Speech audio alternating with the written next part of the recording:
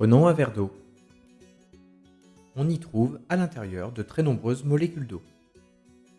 Ajoutons maintenant du sel de cuisine.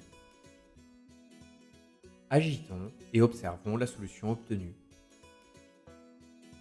Nous retrouvons les molécules d'eau, mais nous découvrons aussi de nouvelles particules. Regardons-les de plus près. Il s'agit d'ion chlorure de formule Cl-, et d'ion sodium de formule Na+. Plusieurs questions se posent alors.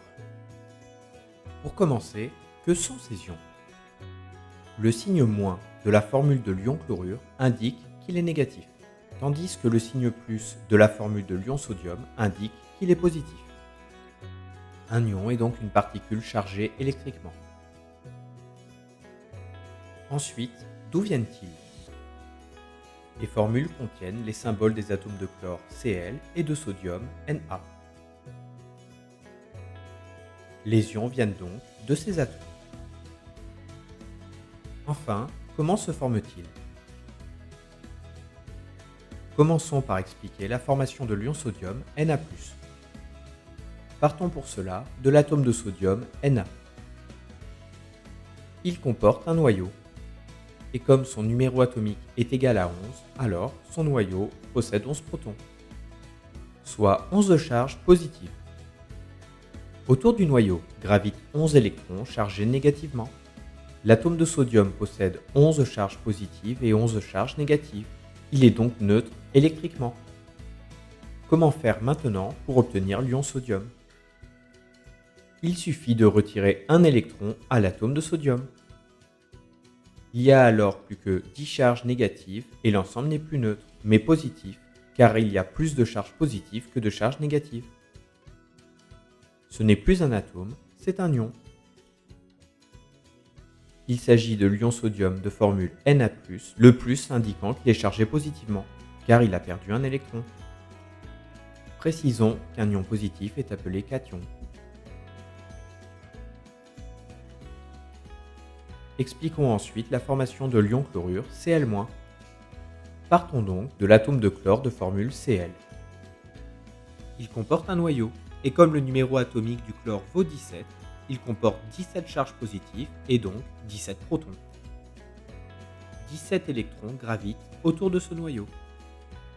L'atome de chlore comporte autant de charges positives que de charges négatives. Il est donc neutre électriquement. Comment faire pour obtenir l'ion chlorure de formule Cl-? Il suffit d'ajouter un électron à l'atome de chlore. Il y a donc désormais non plus 17 électrons, mais 18. L'ensemble n'est plus neutre, mais négatif, car il y a désormais plus de charges négatives que de charges positives. Ce n'est plus un atome de chlore, c'est un ion appelé chlorure dont la formule est Cl-. Le moins indiquant que l'ion est chargé négativement, car il a gagné un électron. Précisons qu'un ion négatif est appelé anion. Mais au fait, d'où vient l'électron gagné par le chlore? Et d'ailleurs, où était parti l'électron perdu par le sodium? Pour comprendre cela, intéressons-nous au sel. Le sel a pour formule NaCl. Il contient donc d'une part du sodium Na qui comporte un noyau chargé 11 fois positivement autour duquel gravitent 11 électrons chargés négativement. Et d'autre part du chlore Cl qui comporte un noyau chargé 17 fois positivement autour duquel gravitent 17 électrons chargés négativement. Le sodium et le chlore sont pour le moment des atomes neutres. Cela va changer car le sodium va donner un de ses électrons au chlore. Le sodium devient ainsi l'ion sodium Na+, tandis que le chlore devient l'ion chlorure Cl-. Mais pourquoi le sodium cède-t-il donc si facilement un électron au chlore? Et inversement, pourquoi le chlore accepte-t-il donc un électron? Pour comprendre cela, utilisons le tableau périodique des éléments. Dans ce tableau, qui contient tous les atomes connus, certains sont très stables car ils ont un nombre d'électrons idéal. Ce sont les atomes de la dernière colonne du tableau. Les autres atomes ont tendance à se transformer en ions pour ressembler à l'un de ces atomes très stables.